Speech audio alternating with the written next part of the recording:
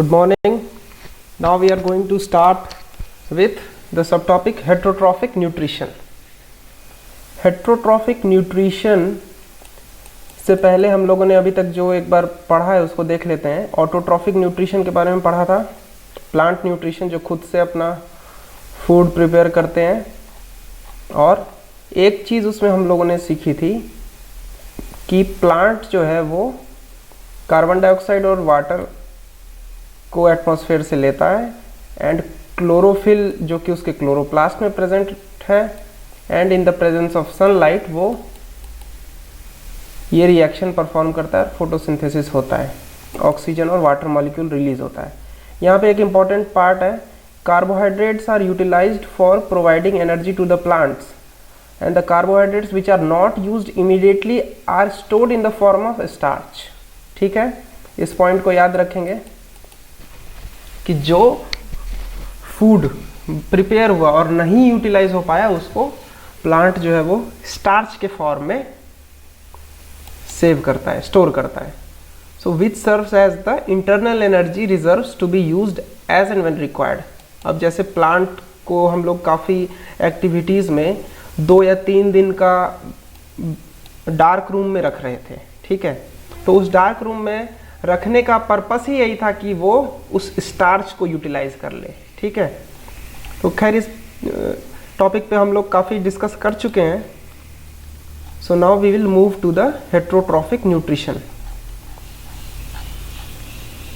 तो अब देखो यहाँ पे each organism is adopted to its environment. ठीक है, हेट्रोट्रॉफिक न्यूट्रिशन मतलब कि हम लोग जो न्यूट्रिशन किस तरह से लेते हैं, क्योंकि हम लोग अपना खाना खुद नहीं बनाते हैं. We are dependent on plants. ठीक है, काफ़ी पहले से ये स्टेटमेंट हम लोग सुनते आ रहे हैं.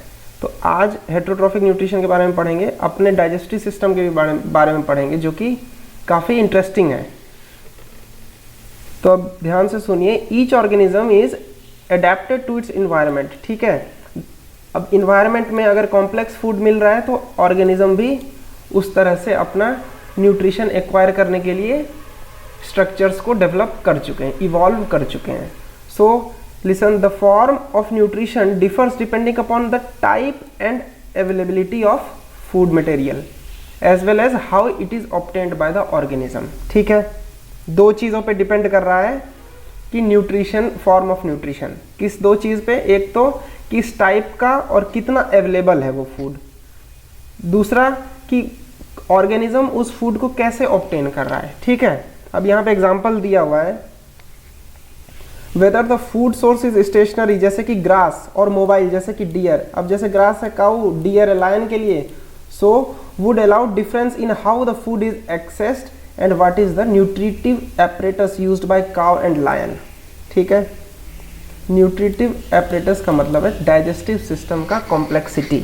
ठीक है, अब देखो, there is a range of strategy which the food is taken in and used by organism, by which the food is taken and used by organism. Some organism break down the food material outside the body. अब जैसे हम लोग अपना food chew करते हैं inside और break down food का हमारा इनसाइड होता है, लेकिन there are some organism which break the food outside and which break the food outside the body and then absorb it. सो अब इसका एग्जांपल है fungi like bread moulds, east and mushrooms. ठीक है, ये लोग क्या कर रहे हैं, ये लोग ब्रेक डाउन करते हैं फूड मटेरियल को आउटसाइड द बॉडी और फिर एब्जॉर्ब करते हैं. Other take in whole material and break it inside their body. ठीक है, what can be taken in and broken down depend upon the body design and functioning. ठीक है, यहाँ तक समझ में आ गया. Taken in and broken down, तो काऊ जो है वो ग्रास ले रही है, लायन जो है वो डियर को मार के खाता है. सो जो मटेरियल, अब काऊ जो है वो हर चीज़ नहीं खा सकती, तो इसीलिए यहाँ पे बोला गया है कि other take in whole material and break down inside their body. What can be taken in and broken down depend upon the body design. अब किसी का टीथ ज़्यादा स्ट्रांग है तो वो उस तरह से शिकार कर रहा है, कोई दूसरे तरीके से इवॉल्व हुआ है तो वो ग्रास खा रहा है. So some other organism derive nutrition from plant or animal without killing them. अब ये कौन से एनिमल हो गए जो बिना किल किए उस उसको उससे न्यूट्रिशन डिराइव कर रहे हैं, तो ये है पैरासाइटिक न्यूट्रिटिव स्ट्रेटजी, इस स्ट्रेटजी को बोलते हैं। ये it is used by wide variety of organism जैसे कस्क्यूटा, अमरबेल, tick, lice, leeches and tapeworms. तो ये एग्जाम्पल याद रखना है पैरासाइट का। पैरासाइट कौन है? जो कि बिना किल किए न्यूट्रिशन को डिराइव कर रहा है दूसरे से, ठीक है। कुछ ऐसे हैं जो कि फूड को बाहर ही outside the body break down करते हैं एंड देन एब्जॉर्ब करते हैं, वो फंगी हो गए, bread, mould, east and mushroom. और कुछ जो है वो खुद फूड को इनसाइड लेके ब्रेक करके तब एब्जॉर्ब करते हैं बॉडी में, ठीक है। और वो डिपेंड कर रहा है उनका बॉडी डिजाइन पे कि वो क्या खाएंगे। यहां तक अभी तक क्लियर है सबको? तो अब देखो, how do organism obtain their nutrition. Since the food and the way it is obtain differ. अब जैसे देखो, इसमें हम लोग पहले यूनिसेलुलर ऑर्गेनिज्म के बारे में डिस्कस करेंगे कि कैसे वो फूड को ले रहा है। यहाँ पे देखिए, ये न्यूट्रिशन इन अमीबा का फिगर है। Amoeba is a single celled. तो अब यहाँ पे देखो, since the food and the way it is obtained differ the digestive system is different in various organism, ठीक है। जब आपको एक मटेरियल को प्रोसेस करना है और हर एक मटेरियल अलग अलग है, तो प्रोसेसिंग के लिए जो मशीनरी चाहिए वो भी अलग अलग होगी, ठीक है। अब कोई सिंपल फूड खाता है तो उसको ब्रेक डाउन करके डाइजेस्ट कराने के लिए बहुत कॉम्प्लेक्स डाइजेस्टिव सिस्टम की जरूरत नहीं है। उसी तरह कोई कॉम्प्लेक्स फूड खा रहा है तो उसके लिए स्पेशल टिश्यूज होंगे, स्पेशल एंजाइम्स होगा जो कि उसको ब्रेक डाउन करेगा और फिर बॉडी को एब्जॉर्ब कराएगा। तो ये सब चीजें ध्यान में रखो। अब यहाँ पे देखो, इन सिंगल सेल्ड ऑर्गेनिज्म, सबसे पहले सेल का एसोसिएशन से टिश्यू, टिश्यू से ऑर्गन, ऑर्गन से ऑर्गन सिस्टम, ठीक है। ये सब हम लोगों ने पढ़ा है। तो अब यहाँ पे देखिए, in single celled organism the food may be taken in by the entire surface. अब ये देखो, ये सिंगल सेल्ड ऑर्गेनिज्म है अमीबा। अमीबा का क्या है? एक सेल है, ये सरफेस से ही फूड को खाएगा। अब देखो ये कैसे हो रहा है, जहां भी फूड पार्टिकल आ गए उसके अराउंड ये आर्टिफिशियल लेग जो बोलते हैं सीडोपोडिया, इसको रैप करता है फूड को, और फिर फूड वैक्यूल बन जाता है यहाँ पे ऐसा। और फिर फूड वैक्यूल जो है वो डाइजेस्ट करके इससे न्यूट्रिशन को ले लेगा और वेस्ट को फिर सेल वॉल से एग्जिट करा देगा, तो एक्सक्रीशन का प्रोसेस। तो अब यहाँ पे देखिए, in single cell organism the food may be taken in by the entire surface, but as the complexity of the organism increases, different part become specialized to perform different function. अब यहाँ पे example दी गई है वही amoeba का। Amoeba take food using temporary finger like projection, finger like extension of the cell surface which fuse over food particle to form food vacuole, ठीक है।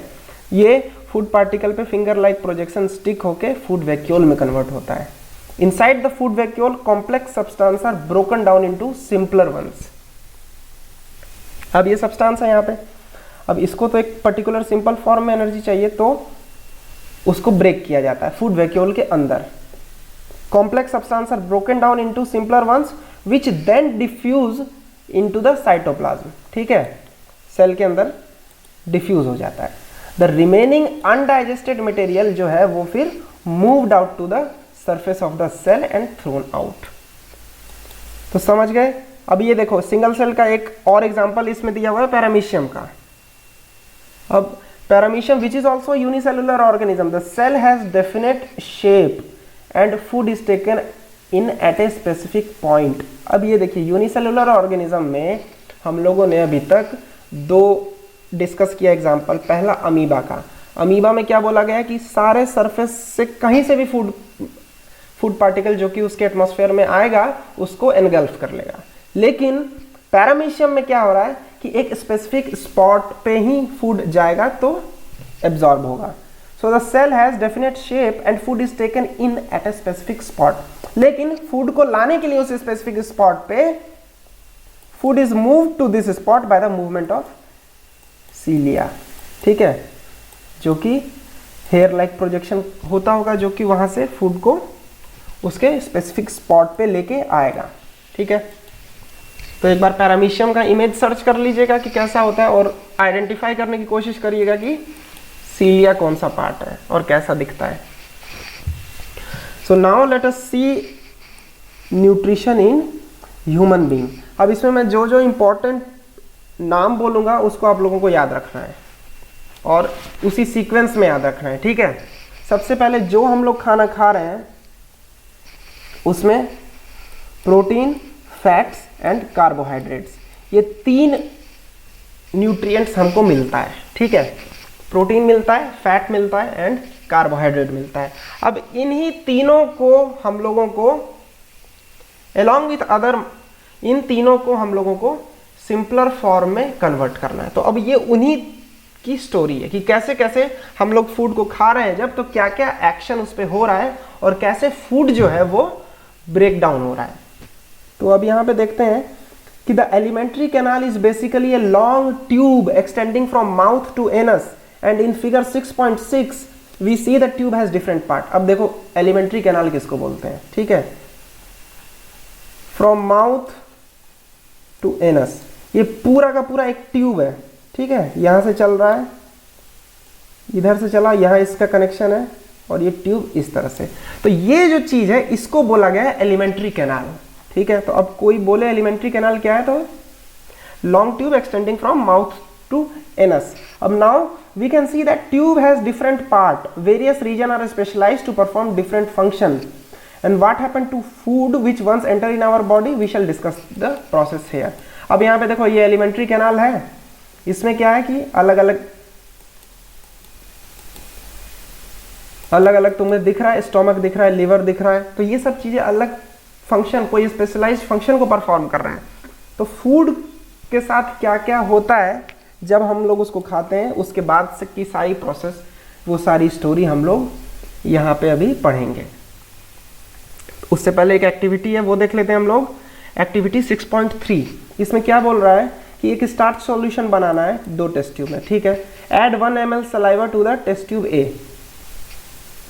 1 ml starch solution बनाना है in 2 test tube, 1 ml saliva in test tube A and leave both the test tube undisturb. तो एक में saliva डाला, एक में नहीं डाला, ठीक है। स्टार्च सॉल्यूशन के साथ सलाइवा क्या करेगा, स्टार्च को डाइजेस्ट करेगा। Now add a few drops of dilute iodine to test. In which test tube do you observe a color change? जिसमें स्टार्च है उसमें कलर चेंज मानेंगे, जिसमें सलाइवा डाला था उसमें कलर चेंज नहीं होगा, या होगा भी तो थोड़ा होगा। What does this indicate about the presence or absence of starch in the 2 test tube?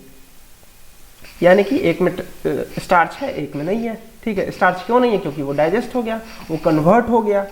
कौन कन्वर्ट किया, सलाइवा कन्वर्ट किया होगा, ठीक है। तो ये इन्फ्रेंस हम लोग निकाले इस एक्टिविटी से।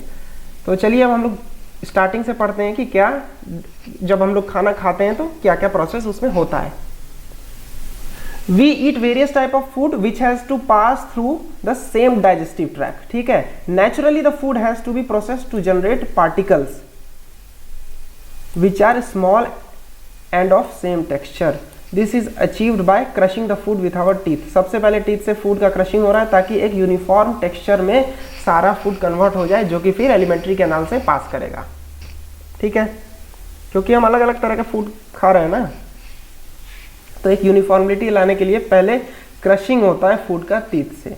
Since the lining of the canal is soft, food is also wetted to make the passage smooth. अब ये देखो ये सॉफ्ट लाइनिंग है, अगर इसमें तुम एकदम कड़क चीज खा लोगे तो डैमेज होने का चांस है, इसलिए पहले उसको वेट किया जाता है सलाइवा के through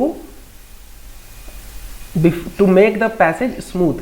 so when we eat something we like our mouth waters, ठीक है। ये क्यों हो रहा है, ठीक है, क्योंकि फूड को च्यू करने के बाद और मिक्स करते करते उसको इस तरह का बनाओ कि वो एलिमेंट्री कैनाल के थ्रू स्मूथ पैसेज उसका हो जाए। अब this is actually not only water, इसमें क्या होता है, एक फ्लूइड होता है जो सलाइवा होता है। तो माउथ वाटर्स का मतलब it doesn't only contain water, it is also having saliva. और सलाइवा कौन सिक्रीट करता है, सलाइवरी ग्लैंड। तो ये 2 चीज याद रखना है आपको। पहला टीथ से क्रशिंग हो रहा है, फिर सलाइवा उससे मिक्स होगा, तो saliva is secreted by salivary gland. Another aspect of the food we ingest is its complex nature. It is to be absorbed from the alimentary canal, it has to be broken into smaller molecule. Food जो है हम लोग जो खा रहे हैं वो है कॉम्प्लेक्स, उसको हम लोगों को स्मॉलर मॉलिक्यूल में ब्रेक डाउन करना है। So this is done with the help of biological catalyst called enzymes. ठीक है, अब ये देखो एंजाइम्स की बात आई है यहाँ पे, तो saliva contain an enzyme called salivary amylase. अब इस वर्ड को, इस नाम को याद रखना है, जहां भी एज आ रहा है वो एंजाइम है, ठीक है। तो अब देखो सेलेवरी एमाइलेज ये एक एंजाइम है जो कि सलाइवा में प्रेजेंट होता है, और सलाइवा कौन प्रोड्यूस करता है? Salivary gland. और ये सेलेवरी एमाइलेज करता क्या है? That break down starch into complex molecule, that break down starch which is a complex molecule to give simple sugar. समझ गए? तो स्टार्च का ब्रेक डाउन माउथ से स्टार्ट हो जाता है, और सेलेवरी एमाइलेज जो कि एक एंजाइम है उस फूड पे एक्ट करता है, स्टार्च पे एक्ट करता है और उसको सिंपल शुगर में कन्वर्ट कर देता है।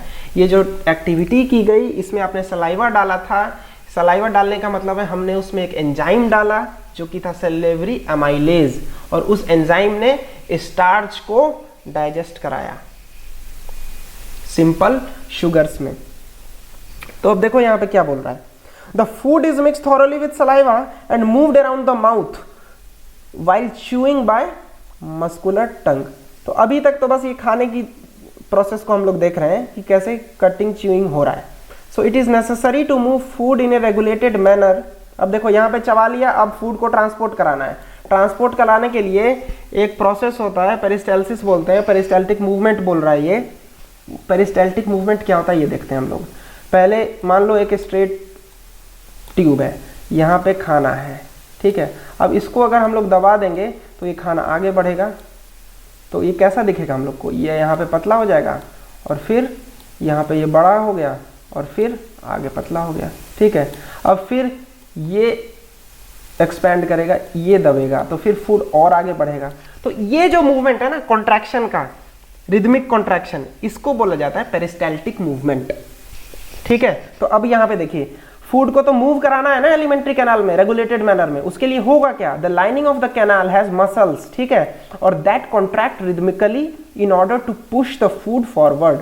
फूड को फॉरवर्ड पुश करने के लिए एलिमेंट्री कैनाल के मसल्स का रिदमिक कॉन्ट्रैक्शन होता है, and these peristaltic movement occur all along the gut, ठीक है, हर पूरे लेंथ पे। तो यहां तक आ गया आपको समझ में?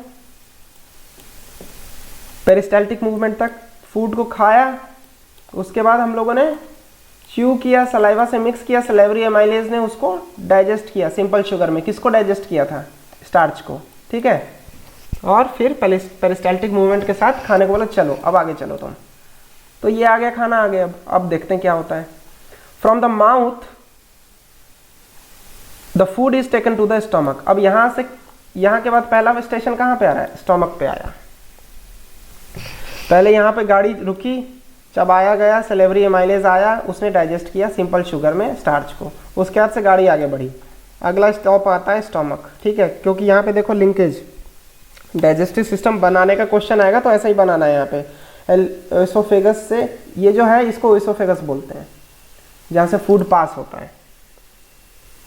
अब ये कहाँ पे आ रहा है? स्टमक में। अब देखते हैं स्टमक में क्या कहानी होती है।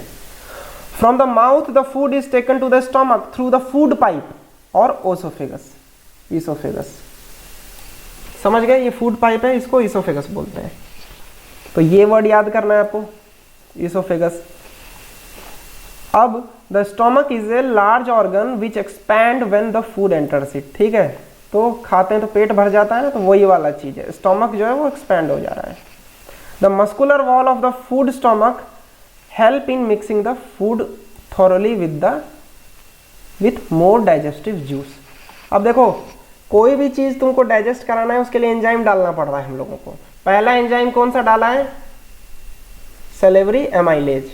अब क्या हो रहा है यहाँ पे? इनका स्टमक में आ गया खाना। अब स्टमक का मस्कुलर वॉल जो है वो हेल्प करता है जूसेस को मिक्स करने में, डाइजेस्टिव जूस को, एंजाइम्स को।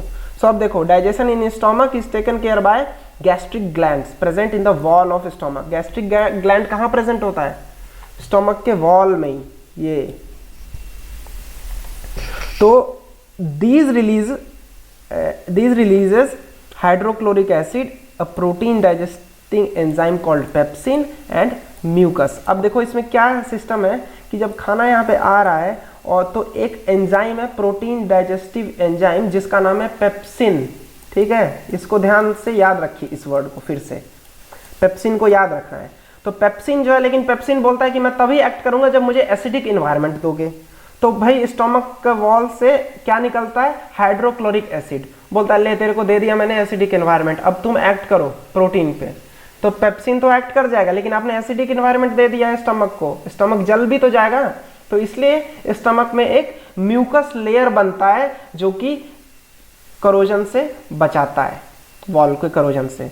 तो यहाँ पे देखो क्या चीज बोला गया है, a protein digesting enzyme called pepsin and mucus with hydrochloric acid, ये रिलीज होता है। The hydrochloric acid create an acidic medium which facilitate the action of enzyme pepsin. ठीक है, पेप्सिन तभी अच्छे से काम करेगा जब एसिडिक मीडियम होगा। What other function do you think is served by acid? ठीक है, the mucus protect the inner lining of the stomach from the action of acid under normal condition. तो ये इंपॉर्टेंट चीज है, इसको देखो, यहां पे तीन चीज आ रही है, pepsin, hydrochloric acid and mucus. सबका अलग अलग काम है। पेप्सिन जो है वो प्रोटीन डाइजेस्ट कराएगा बट इन एसिडिक मीडियम, और म्यूकस एसिड को स्टमक वाल को करोड करने से बचाएगा। ये तीन चीज हो गया।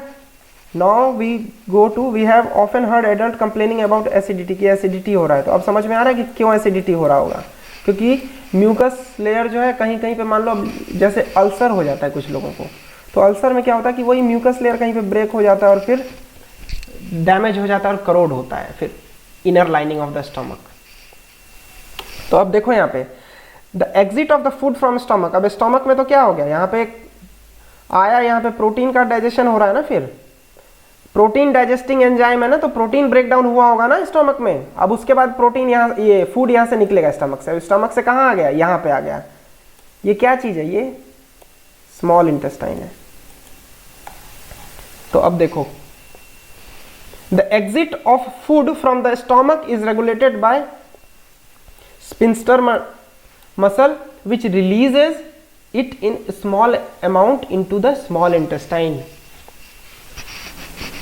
फूड को स्टमक के बाद कहां जाना है, स्मॉल इंटेस्टाइन में। वो किस रास्ते से होके जाएगा, स्पिंस्टर मसल्स के थ्रू। ठीक है, सो अब देखो, from the stomach the food now enter in the small intestine. अब स्मॉल इंटेस्टाइन में क्या हो रहा है, this is the longest part of alimentary canal which is fitted into a compact space due to extensive coiling. ये देखो यहाँ पे कॉइलिंग है ना, ये चीज, तो ये एक्सटेंसिव कॉइलिंग है, इसलिए इसको काफी कॉम्पैक्ट स्पेस में फिट किया हुआ है। So this is the longest part of the alimentary canal which is fitted into a compact space because of extensive coiling, and the length of the small intestine differ in various animal depending upon the food they eat. अब यहाँ पे example दिया हुआ है, eat grass eating herbivores का need a longer intestine, longer small intestine to allow cellulose to digest. cellulose जो होता है ना, उसको digest करने के लिए काफ़ी टाइम लगता है, कॉम्प्लेक्स है ये, तो इसके लिए स्मॉल इंटेस्टाइन जो है वो काफ़ी लार्ज लेंथ का रहता है। उसी तरह meat is easier to digest, so carnivorous like tigers have shorter small intestine. तो ये समझ गए, जिसको ज्यादा डाइजेस्ट करने में टाइम लग रहा है, कॉम्प्लेक्स है, उसको बोलते हैं ठीक है यार तुम, अब जो कम पढ़ेगा उसको क्या, जो कम समझेगा उसको ज्यादा टाइम देना पड़ेगा ना पढ़ाई में, और जो जल्दी समझ जाता है वो तुरंत समझ के निकल जाता है। तो सिमिलर चीज यहाँ पे भी है, कभी कभी किसी को स्लो समझ में आता है तो उसको ज्यादा टाइम देना पड़ता है पढ़ने के लिए, कभी किसी को जल्दी समझ में आ जाता है तो वो बोलता है हाँ हो गया मेरा आज। तो सिमिलरली यहाँ पे भी चीज है, सेल्यूलोज जो है वो काफी डिफिकल्ट है पचाने में, तो सेल्यूलोज का पचना अगर डिफिकल्ट है तो उसको ये जो मशीन है इसमें ज्यादा रहना पड़ेगा, इसके लिए उसकी लेंथ को बड़ा होना पड़ेगा। ठीक है, ये मैं आपको इससे बोल रहा हूँ कि ये ऐसे होना पड़ेगा, लेकिन असली में ऐसी चीजें इवॉल्व होके अपने आप बनी है। ठीक है, ये कोई मैन मेड ऑब्जेक्ट नहीं है कि हमने देखा कि अच्छा वो ग्रास खा रहा था तो उसको यहाँ पे ज्यादा लंबा स्मॉल इंटेस्टाइन दे दो, ऐसा नहीं है, ये बॉडी खुद ब खुद इस तरह से इवॉल्व हुआ है। तो अब ये देखो यहाँ पे कि small intestine is the site of complete digestion, यहाँ पे चीजों का कंप्लीट डाइजेशन होता है। किसका कंप्लीट डाइजेशन हो रहा है, कार्बोहाइड्रेट्स का, प्रोटीन्स का और फैट्स का। ठीक है, अब किस किस चीज़ में कंप्लीट डाइजेशन होगा, मतलब ये फाइनली ये तीनों चीज़ किस में कन्वर्ट होंगे ये हम लोग डिस्कस करेंगे बाद में। तो अभी ये देखो कि small intestine receive secretion of liver. पहली बात, स्मॉल इंटेस्टाइन में कहाँ से सामान आ रहा है, लीवर से एंजाइम आ रहा है, ठीक है। एंड पैनक्रियाज, पैनक्रियाज से आ रहा है। यहाँ पे देखिए ये स्मॉल इंटेस्टाइन है, ये लीवर है, लीवर का यहाँ पे आ रहा है और ये पैनक्रियाज का इधर आ रहा है डाइजेस्टिव जूस। तो अब देखो ये क्या करता है, ये इट रिसीव द सिक्रीशन, ठीक है। The food coming from the stomach is acidic, क्योंकि पेप्सिन को एसिडिक मीडियम चाहिए था, उसको एल्कलाइन बनाना पड़ता है, has to made alkaline for a pancreatic enzyme to act. Pancreatic enzyme जो होता है वो एक बेसिक और एल्कलाइन मीडियम में एक्ट करता है, जो स्टमक का एंजाइम था वो एसिडिक मीडियम में एक्ट करता था, ठीक है। तो अब जो स्टमक से फूड आया वो तो एसिडिक है, तो उसको कन्वर्ट करना है मेरे को एल्कलाइन मीडियम में, ताकि पैनक्रियाटिक एंजाइम उस पर काम कर सके, एक्ट कर सके। So bile juice from the liver accomplish this, bile juice करता है उसको एल्कलाइन, ठीक है। ये चीज समझ लो, ये बाइल जूस याद रखना है आपको। बाइल जूस सबसे पहला काम क्या करता है, एल्कलाइन करता है। This in addition to acting on fats, और वो फैट्स पे भी एक्ट करता है। फैट्स पे एक्ट करने का मतलब फैट्स को ब्रेक करता है छोटे पार्ट्स में। Fats are present in the intestine in the form of large globules which make it difficult for enzyme to act. So bile start to break, bile salt break them down into smaller globules, ताकि enzyme की efficiency बढ़ सके। अब जैसे देखो ये बड़ा globule है फैट का, एंजाइम इसके आउटर सरफेस पे एक्ट करेगा, लेकिन इसको मैं 100 छोटे टुकड़ों में बांट दूंगा तो एंजाइम उस हर छोटे टुकड़े के चारों तरफ एक्ट करेगा और अपनी एफिशिएंसी को, हाई एफिशिएंसी के थ्रू उसको फिर डाइजेस्ट करेगा। तो अब यहाँ पे देखिए कि this is similar to the emulsifying action. ये सोप का पढ़े होंगे कि ऑयल डर्ट पे सोप डालते तो ऑयल डर्ट स्मॉल ग्लोब्यूल्स में ब्रेक हो जाता है। So the pancreas secrete pancreatic juice, ये नाम याद रखो। Salivary gland secrete saliva which contain salivary amylase. Stomach में आते हैं तो हमारे पास पेप्सिन होता है, हाइड्रोक्लोरिक एसिड होता है, म्यूकस होता है, अल्कलाइन मीडियम में पेप्सिन एक्ट करता है। जब वो आ गया है स्मॉल इंटेस्टाइन में तो वहां पे मेरे को लीवर और पैनक्रियाज का सिक्रीशन आ रहा है, ठीक है। So the pancreas secrete juice which contain enzyme। अब पैनक्रियाटिक जूस जो है उसमें क्या एंजाइम रहता है, trypsin for digesting protein and lipase for breaking down emulsified fat, ठीक है। फैट का बड़ा ग्लोब्यूल उसको छोटा कर दिया हम लोगों ने स्मॉलर ग्लोब्यूल्स में, और उस पे लाइपेज एक्ट करेगा। यहां पे देखो कार्बोहाइड्रेट, फैट और प्रोटीन, इन तीनों का कंप्लीट डाइजेशन होगा। तो फैट जो है बाइल जूस बिग ग्लोब्यूल को स्मॉलर में कन्वर्ट करेगा, और फिर pancreatic juice which contain enzyme like trypsin and lipase. तो पैनक्रियाटिक जूस में जो एक कंपोनेंट है लाइपेज वो फैट पे एक्ट करता है, ठीक है। उसके बाद पैनक्रियाटिक जूस का एक कंपोनेंट है ट्रिप्सिन, और ट्रिप्सिन एक्ट करता है प्रोटीन पे। और pancreatic juice overall alkaline medium में एक्ट करेगा, एल्कलाइन मीडियम चाहिए उसको। तो स्टोमक से जो फूड आ रहा है वो एसिडिक है, इसलिए एल्कलाइन मीडियम बनाने के लिए बाइल जूस जरूरी है। तो बाइल जूस का दो काम है, एक फैट का emulsification of fat and making the medium alkaline for pancreatic juice to act. अब यहां पे देखिए the wall of the small intestine contain glands which secrete intestinal juice. अब देखो एक तो स्मॉल इंटेस्टाइन में दो, ये स्टमक का और लिवर का, इन दो ऑर्गन का आ रहा है हमारे पास जूस, फिर ये लिवर का और पैनक्रियाज का। अब उसके बाद से इंटेस्टाइनल जूस भी है यहां पे।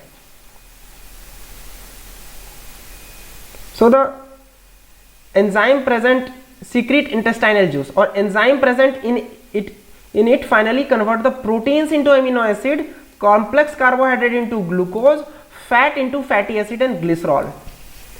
तो अब देखिए यहाँ पे कि हमारे पास था प्रोटीन, प्रोटीन पे एक्ट किया पहले पेप्सिन ने स्टोमक में, उसके बाद एक्ट किया ट्रिप्सिन ने, और फिर अब इंटेस्टाइनल जूस एक्ट करता है और प्रोटीन को बना देता है एमिनो एसिड में।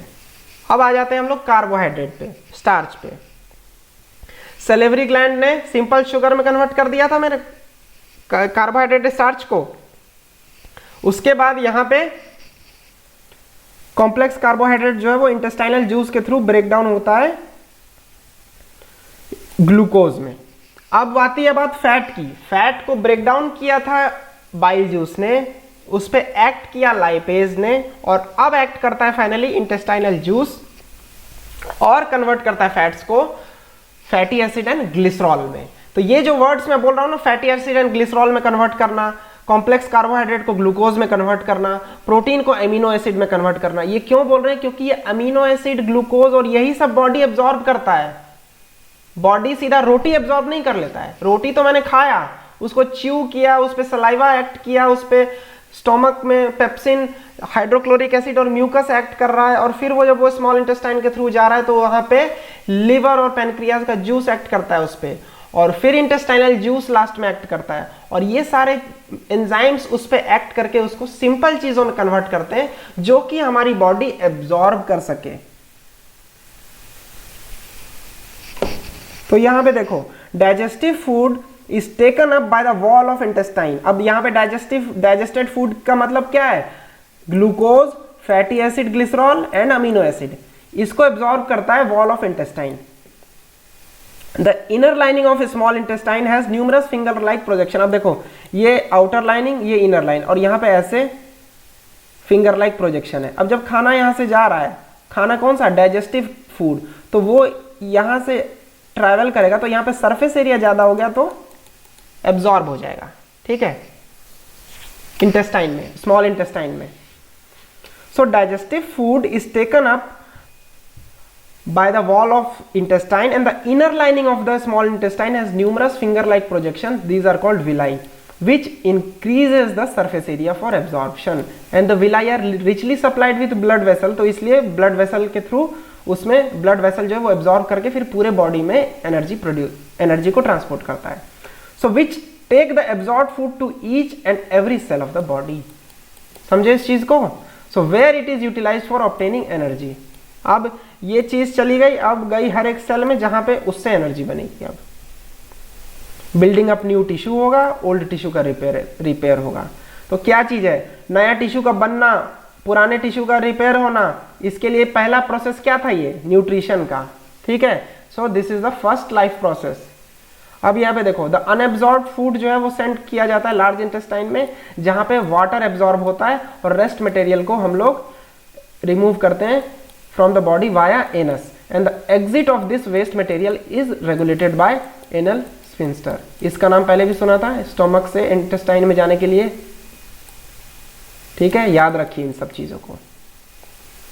तो जो जो स्पेसिफिक वर्ड बोला है, जो जो एंजाइम का नाम लिया है, और वो एंजाइम किस किस चीज पे एक्ट करता है, खुद दिमाग में बना लो। खाने में मोस्टली होता है कार्बोहाइड्रेट, प्रोटीन और फैट्स, इसको कन्वर्ट करना है फैटी एसिड एंड ग्लिसरॉल में, इसको कन्वर्ट करना है अमीनो एसिड में, इसको कन्वर्ट करना है ग्लूकोज में, ताकि ये सारे डाइजेस्टेड फूड्स विलाई के थ्रू, ब्लड वेसल्स के थ्रू पूरे सेल्स में डिस्ट्रीब्यूट हो जाए और वहां पे एनर्जी रिलीज हो सके, ठीक है। तो अब ये ब्रेक डाउन करने के लिए खाया हमने कॉम्प्लेक्स चीज, उसको ब्रेक डाउन करेगा सारा एंजाइम। तो ये है ये प्रोसेस डाइजेशन का, सारी चीजें याद रखना इसका। अब यहाँ पे एक छोटा सा ये मोर टू नो है, ये जरा पढ़ लेते हैं हम लोग। डेंटल केरीज और tooth decay cause gradual softening of enamel and dentine. It begins when bacteria act on sugar produce acid that soften और demineralise the enamel.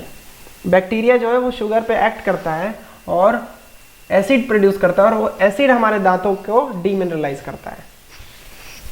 Masses of bacterial cell together with food particle stick to the teeth.